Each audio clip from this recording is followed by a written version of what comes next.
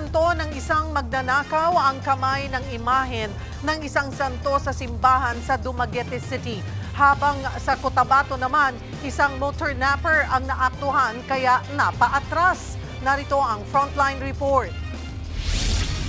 Ang lalaking yan na unang nakuhanan sa tapat ng isang bahay sa Cabacan, Cotabato nitong Lunes. Kitang walang takip ang kanyang mukha at tila merong sinisenyasan sa malayo.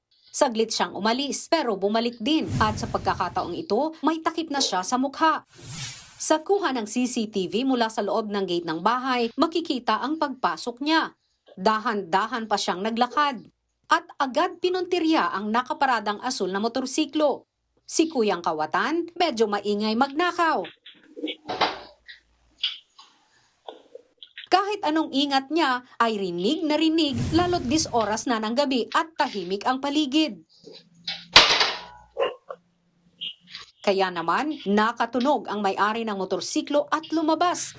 Nataranta tuloy ang suspect. Inabandona ang motor.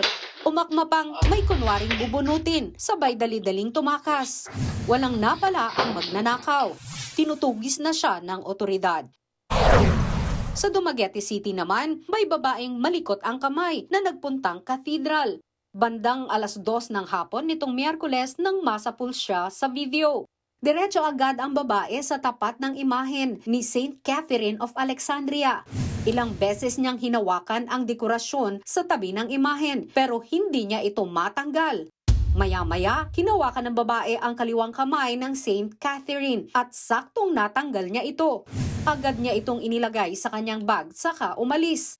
Nananawagan ang naturang simbahan na ipagbigay alam sa kanila ang katauhan ng babaeng magnanakaw. Kung sakaling may magbenta raw ng kamay ng Saint Catherine ay ibalik naman sana ito sa parokya. Nagbabalita mula sa Frontline, Margie Bentulan, News 5. Mga kapatid, Cheryl Cosing po. Maging maalam at may pakialam sa mga napapanahong issue at headlines. Mag-follow at mag-subscribe na sa social media pages ng News 5.